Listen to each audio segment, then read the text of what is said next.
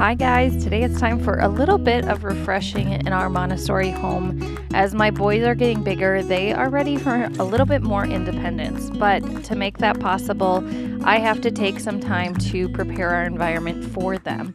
So join me today as I give an update to our Montessori kitchen and entryway. I need to rotate out a few toys and set out some new activities, as well as get done some of those everyday tasks around the house. As I go about my work with you today, I want to share with you a few little secrets I have learned about the importance of preparing an environment to meet the needs of the people who live in your home. Mine will be tailored to toddlers, of course, but really these secrets are something you could apply to someone of any age. And I'll just be popping back and forth between kind of what I'm actually doing and sharing some of these little tips with you along the way. So as I share with you my week of homemaking, I'm going to share it with you as it happened. And so you'll see that I come back to different projects throughout the week, and that's because that's how life goes. I usually don't have the opportunity to finish something all in one day, and it takes a little bit of time. And that's also really good because it allows me to sit with how I've rearranged things or changed things around for a day or so and then see how it's working, and I might make some tweaks a little bit later. So you'll kind of see towards the end of the video how some of these areas finish up. So you see me here just updating our little entryway. The hooks that I had used prior, I can link the video of how I first set this up. They just weren't strong enough. So I got some reliable command hooks, added those on the side of this bench for their hats, was gonna hang up their jackets, which I never did, switched out the photo for a small mirror that I found at a garage sale, and then added a rug. And this rug is really gonna help to just keep this space delineated from anywhere else. And then I added an extra little stool because now they're getting a little bit bigger and they don't both fit on this bench very comfortably. And it's also sometimes nice for me to have a place to sit down while I'm helping them get their shoes on. So there's this term that we use in Montessori called the prepared environment, which is simply just a space that we have prepared to meet the needs of whomever lives or spends time in that space. So it's prepared with all of the things that someone would need to be successful and independent. A prepared environment will constantly be changing as the needs changed based on the ages of your child, the stage of life that you are in, and it's also going to look really different in each home, given the space that you have, just the configuration of where you can place things. And so today I just have kind of one example of how we've prepared our environment for 18-month-old toddlers. Here I am just preparing a few practical life activities. I am using this cabinet in our kitchen for these activities. These ones are specific that I would want them sitting at a table to do, and usually at this point require me to just be standing nearby to keep limits firm and all of that of how we are to use these materials. So I've just done a very simple scooping with some dried beans and 2 dishes. You'll notice I just kept a lid on that so that they can't just dump it everywhere if I'm not there to help them get the material out. A small pouring activity from 2 pitchers, and then just setting up a craft tray with some dot painters. I have a few different blog posts that I have worked on recently with different Montessori practical life toddler activities and different Montessori inspired toys that are some of our favorites right now. So I'll link that in the description box below if you want to check out some more ideas than what I showed in this video.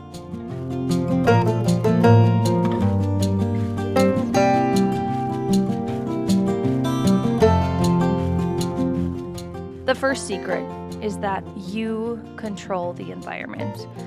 Now, I can get very passionate when it comes to talking about setting boundaries and limits with children, because I think it is a very important part of our parenting, and it was really important while I was in the classroom. But the cool thing about setting limits is our environment can set limits for us, and they can also offer freedoms as well.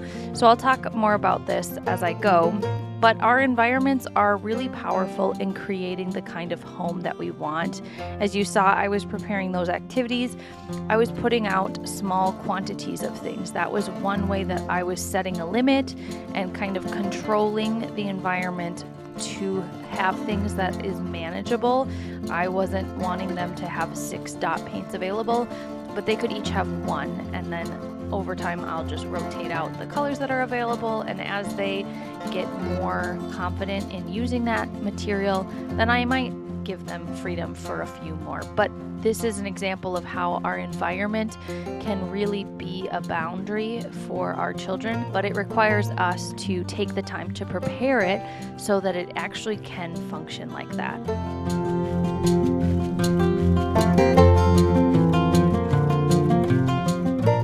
Here I am putting out a new activity of open and close containers, and so I found a variety of different containers that I had with different fasteners, and just putting a small object in each of them for them to practice opening and closing these containers.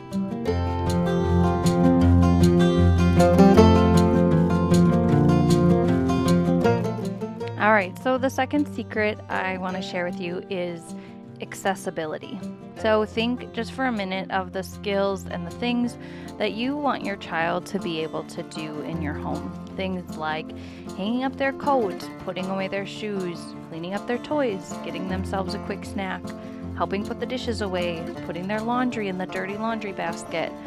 All of these things are possible, but they just need a little bit of your help. And I have been quite amazed at what my 18-month-old twins are capable of. Yet, these things are only possible because the environment is prepared for them to do these things. So I have a small laundry basket right outside their bedroom door. They know where it is. They know how to put their clothes into it. I'd be lying if I said they only put their dirty clothes in. Sometimes they like to empty all of their drawers and put the clothes into the hamper, but at least they know what to do. So I'm going to add a laundry basket to our main level as well, because we have a lot of towels or wet clothes that need a place to go throughout the day. I'm giving my Montessori kitchen a little bit of an update. I'm adding in this rack underneath this overhang of our countertop where we also store our learning tower. The idea for this is to be able to hold a basket with their bibs, towels for spills, their placemats, a dustpan and broom. I had this from my classroom, and when I remembered it, I thought this would be perfect for this kitchen area. I also was gonna just drill some holes through our broom so that I could hang it up on the wall.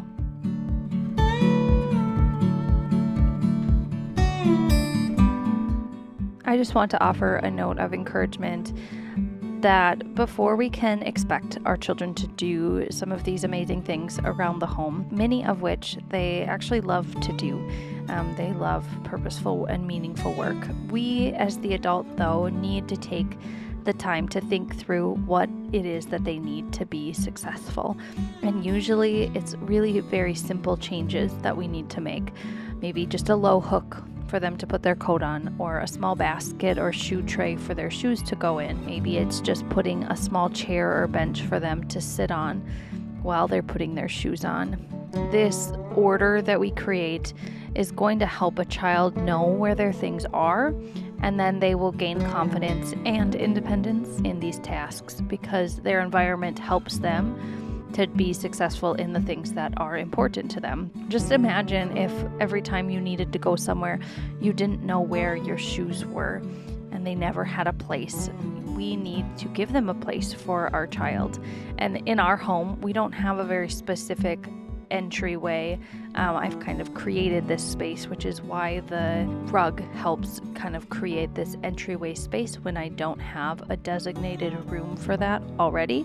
And I can say something like, all right, it's time to get going, and we're gonna go bye-bye, and they will go over to their bench and they'll sit down and be ready for me to put their shoes on. I wanted to make a few changes to our Montessori kitchen cabinet. If you want to see my first makeover of this, go check out this video. I'll link in the cards. I'll also put it in the description box below. But now that they are being introduced to more kitchen tools and things, I needed to give those things a place. So like I said, the environment's going to always be changing as new things are introduced as they get more capable. And so I wanted to add some pictures of different tools that they have to kind of make it really clear where things belong and where they can be found.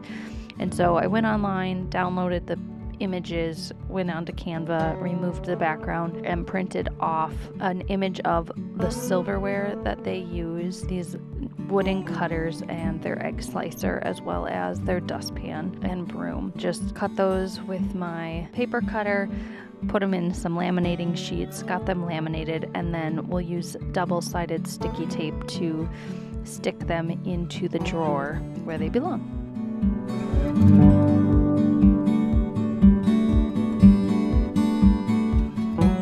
This is maybe my favorite secret of all, and that is to make it beautiful.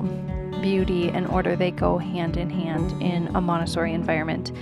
When things are beautiful and orderly, it makes it clear where things go and how they should be put away.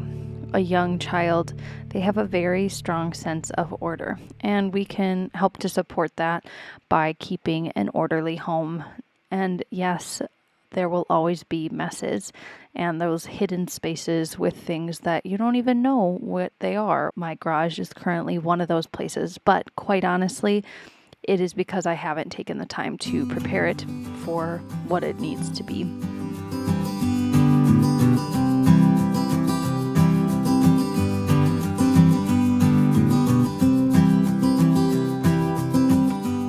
I had some leftover wallpaper and I cut that and added it into the bottom of these drawers just to make it a little bit more inviting and beautiful. And I ended up actually using that 3-weld wooden holder for forks, spoons, and knives. And I just put some double-sided sticky tape on the bottom of it so it would stay in place. Adding pictures to your environment can be a great way to have a child learn where things go and where they can find things. And for example, if I see one of these things somewhere else where it doesn't belong, I can bring them back to this space and show them where it goes.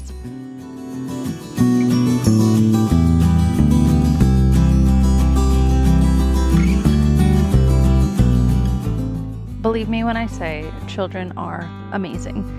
However, we can't expect them to create order.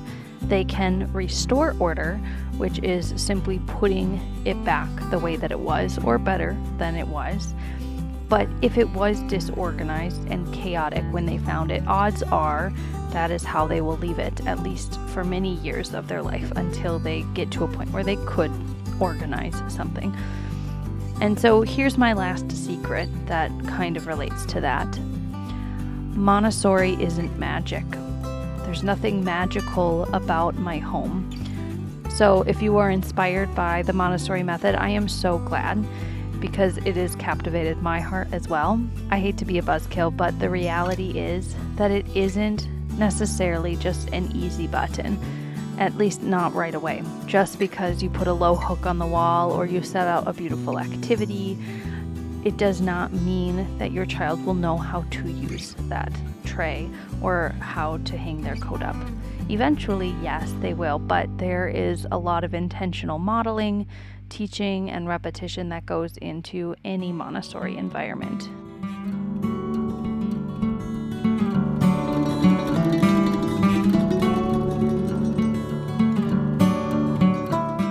Montessori is more of a way of life and less of an aesthetic. It's this relationship between the child, the adult, and the prepared environment. And it's these three things that can work together to create what almost appears to be magic. But that magical, beautiful thing that you are seeing is just a very clear and orderly environment that has clear boundaries, but offers the appropriate freedoms to a child. I find that when there is clarity about how to use different things, where they go, their purpose, it is much easier to take the time to model how to use things and give our children time to do things for themselves, for them to gain the confidence and the independence in a skill like putting their shoes on. We need to give them lots of tools and opportunities to be successful. So I feel like I've been using that shoe example a lot, but it's one we all can understand. For me to be able to say to a child, go put your shoes on, and them to do that successfully, it is going to take things like them knowing where their shoes are, having a place to sit, and then lots of repetition doing these tasks successfully. Now that we got everything into the garden, I can finally put away all of our grow lights and seed starting containers and clear off all of these jars that I was using to water. And so my bedroom needed a very good cleaning today.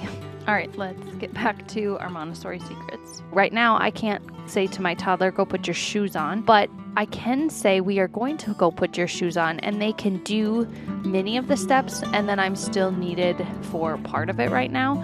But soon, they will be able to do that whole task all by themselves because they've had so many opportunities to do it with success. And there's so many variables that aren't variables anymore. They are just like constant factors for them, that they know where to do this, they know where their things are, they've done it successfully before, and that creates confidence and independence.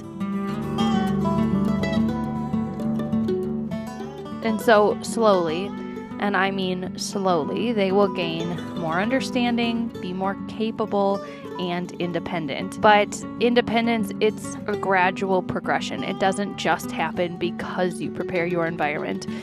True independence is only possible, though, if you do prepare your environment. So they go hand in hand. So I am sorry if that is a bit of a disappointment, but I would be lying to you if I said that by doing things the Montessori way, that you just have an easy pass. I don't think in the moment when you are making these decisions to set up your home like this and take the time to teach your child something, in that moment, it's not easier.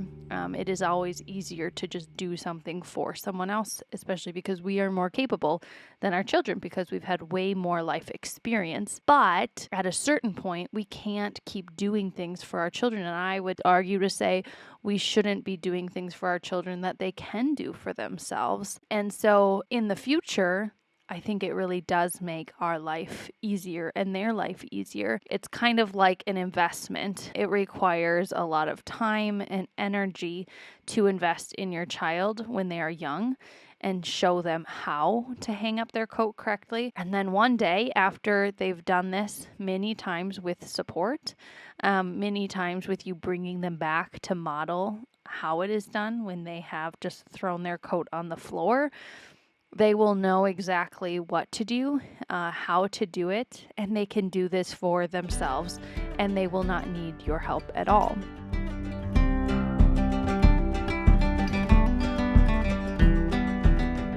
When people would come into my classroom to observe, they would say things to me like, wow, they can just do whatever they want. And I was really aware that no, that's not true. They can't do whatever they want. But they do know what they are expected to do, and they have lots of freedom within that to choose what they do. And then when they make choices that are not appropriate, then there is limits and redirection. And in that way, it looks like that they can do whatever they want from maybe an untrained eye or someone just stepping in, not knowing exactly what's going on. And it's kind of like how everything under our skin and our muscles is very intentional and strong because we have this skeleton that is actually very rigid and very structured. And then when you place all of this stuff over top that looks lovely and beautiful, it appears as if it just happens that way. But actually underneath there is this structure and there's this order and there's this intentional preparation that goes into place so that it can look more free. And so when we have the order and the beauty and the limits and boundaries in place, then we really can have a beautifully functioning environment. But it really all begins with you and your prepared environment.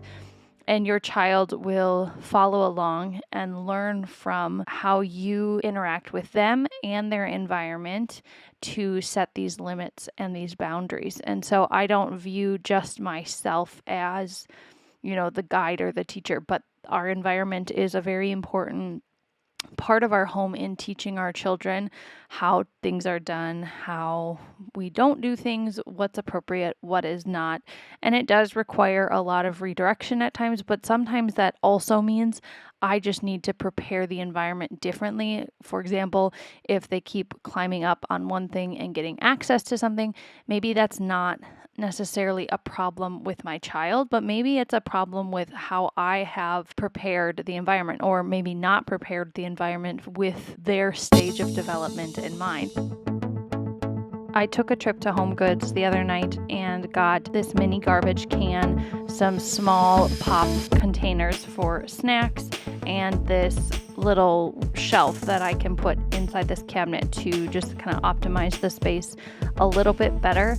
And these are just all little tweaks and changes as I'm adding some more things to their space, as I'm wanting to create snacks that they can access on their own. And here you might think, wow, you're crazy for letting your kids have access to snacks. The cool thing about, again, this is our environment. It's prepared when it's an appropriate time that they can have a snack whenever they want. These snacks will be in there. If I don't want them to have them, I will either not fill them up at that time of the day, or whatever's there is there for the day, and that's all of the snacks that we have. And then when they're gone, they're gone. And we can use our environment to set those limits. And so actually by having these containers, I am making it clear how much snack is available. If it's not there, or if it's empty, it's not available. And that's just the reality of it.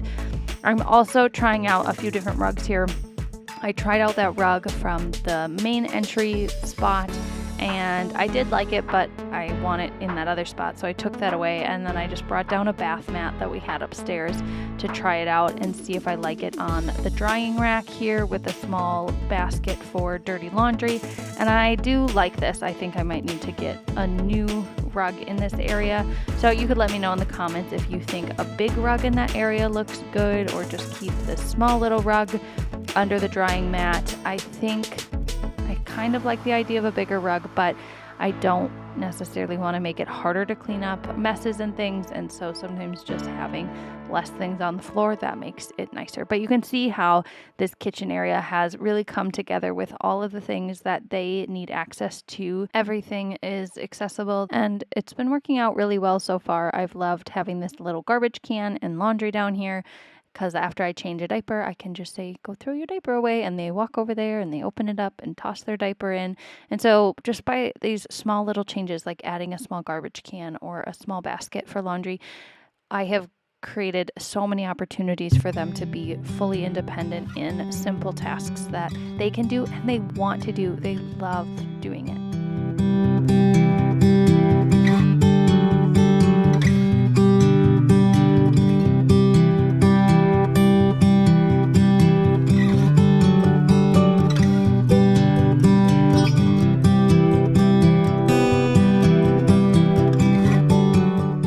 Thank you so much for joining me today as I did some Montessori homemaking tasks. It feels really great to just have these areas a little bit more polished off and better prepared to meet the needs of my very busy twin toddlers. And, in addition to my homemaking tasks at home, I've also been very busy in the garden, and I got everything into the ground. I'll be doing a garden tour coming up. So if you don't want to miss the new things happening in our home and our garden, be sure to hit that subscribe button and follow along. You could hop on my email list. I send out a weekly newsletter as well, sharing what's been going on over on the blog and my new video for the week. I'll leave all the details in the description box below for how to hop on my email list if you would like to do that. Thank you for stopping by our Montessori home. I will see you in the next video. Have a great day.